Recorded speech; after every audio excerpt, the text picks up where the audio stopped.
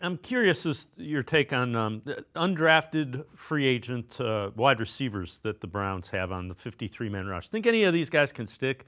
There's Floria, Larverdane, Keyshawn Johnson, Cade McDonald.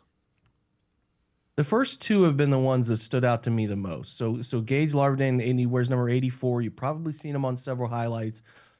The wide receivers tricky, Dave, because they work through like, hey, there are these number of X's, these number of Z's, and if you don't know what I'm talking about, they alphabetize positions and playbooks. So like, you're not just a wide receiver or a slot wide receiver. You usually have a letter associated with you. So you're either a Z, which is a split end, usually off the ball to the wide side of the field. An X is usually into the boundary on the line of scrimmage. Usually has to be like what they call your ball winner, who can go up and get the football, run those tough, difficult routes, have guys hanging all over them.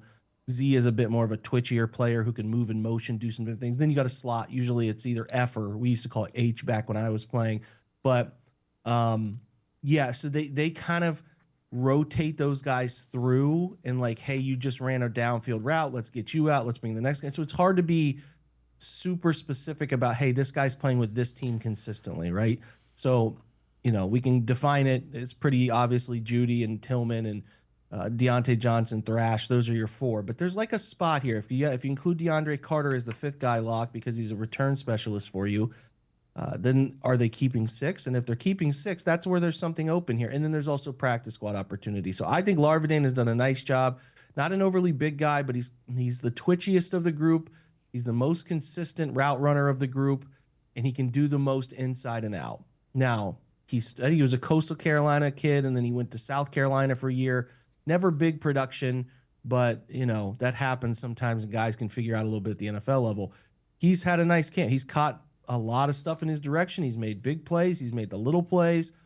Same with Luke Flourier, but he's smaller. He's 5'8", 170. He's built thick, but he's just smaller. He's not as twitchy, and his long speed isn't as good on the football field, but he catches everything, and he does exactly what they want him to do, and he's all gas, and he plays hard. And I think they like him enough that the Menor kid, which is a cool hometown story, has a chance to make the practice squad. Do I think he's realistic as a 53-man player? Probably not, but we never know. You get on a practice squad, you get one opportunity, anything can happen. So Keyshawn Johnson and Cade Davis, I mean, we'll see in preseason games if they get a little bit more consistent opportunity. I haven't been wowed by either of them, even though both of them have had some nice opportunity. More Caden Davis has had more nice opportunity, I think, than Johnson, but I'm open to seeing when they actually play other people what it looks like. But just speaking from camp, those two have stood out. And this is a year where they're less defined at the back in that wide receiver room because Mike Woods is gone. David Bell has not practiced.